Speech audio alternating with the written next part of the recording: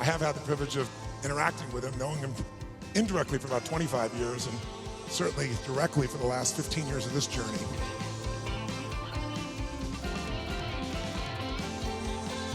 Let me, in a couple of minutes, let me just introduce all of you to just a simple understanding of concept.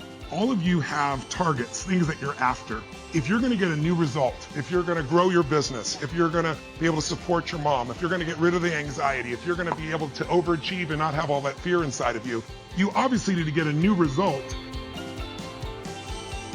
Stop your negative thinking. Tony Robbins' most powerful speech. The idea is easily understood. Each of us has goals or targets that we're chasing. If you want a different outcome, if you want to expand your business, if you want to be able to help your mother, if you want to get rid of worry, if you want to be able to achieve more than you thought you could and not be so afraid, it is evident that you need a new outcome. You'll need to take fresh action. We are all aware that repeating past behaviors or doing what humans are capable of doing will not produce fresh results. It's a person, obviously. Whether you studied in or art or not, it's astounding what humans are capable of. Usually what they do is underwhelming. We're not able to do it, so it is not possible. It's because we fall into certain emotional states that control us, like worry, fear of failing, or dread of losing your mother, for instance, that we are unable to take on new activities. Therefore, if you're experiencing dread, your actions and outcomes will alter greatly. That is what it would mean if you were in a state of being brave, bold, warm, connected, or playful, to name a few. So the most crucial element in altering your life, in any circumstance, is to alter it.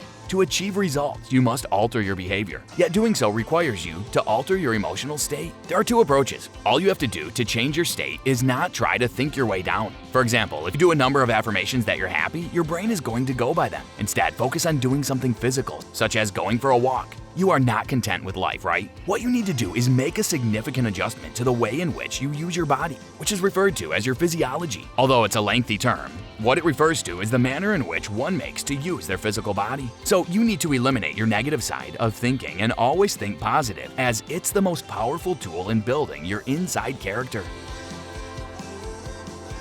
You're going to have to get new action. We all know that. You don't get new results with old actions doing the same thing. What human beings can do, this is a human being, believe it or not, I majored in art. What human beings can do is amazing. What they will do is usually disappointing. It's not because we're not capable of it. It's because we don't have new actions because we get in certain emotional states that dominate us. Like anxiety, like fear of failure, right? Like fear of the loss of your mother as an example. So if you're in a state of fear, you're going to behave very differently and get very different results. That's what that means right there. Then if you were in a place of being courageous or bold or warm or connected or playful, any of those. So the most important key to changing your life in any situation is to change results, you got to change behavior. But to change behavior, you got to change the emotional state you're in. How do you do that when you don't feel like it, right? Or it feels overwhelming? There are two ways, and I've done this with the greatest athletes in the world. I've done this with 4 different presidents of the United States. I've done it with billionaire clients.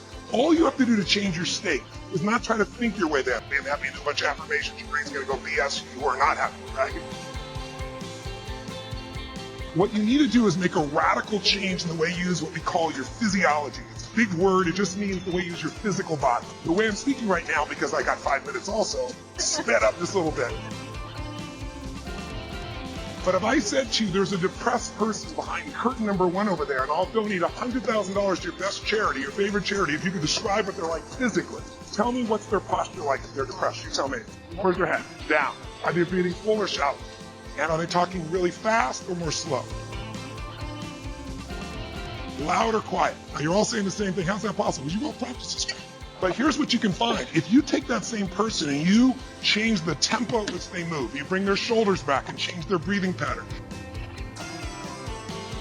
If they make a faster gesture, if they speak more rapidly, it fires off a different biochemistry in you. And in that state, you will take radically different actions. In fact, I've taught this for 40 years. And about 3 years ago, Harvard finally did a study where they proved what I did worked.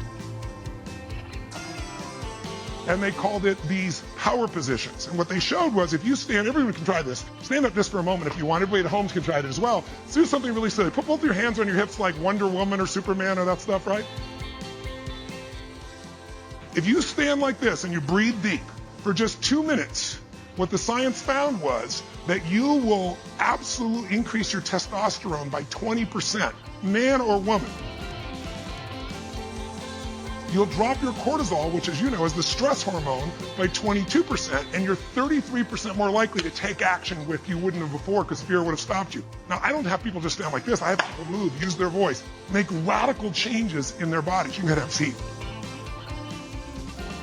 I know we're short on time, but you can try it later and you'll feel it after 2 minutes. Or, somebody who's, puts their arms back like this and their feet up, that'll produce the same state. It produces more certainty in you, and that certainty gets you to take different actions. So if you are in a situation, you think of the worst scenario, your mom dying, no, my business goes under, I never achieve at the level I need to, all the things I have anxiety about, the minute you focus on them, you go into those states of fear, and then you behave fearful, and you get lousy results. And when you get lousy results, what does it do to your brain? You go, see, I told you I couldn't do this. It becomes this negative loop. So how do we break out of it? We change our focus by asking better questions. Everybody in this room can try this. Just right now, answer this question in your mind.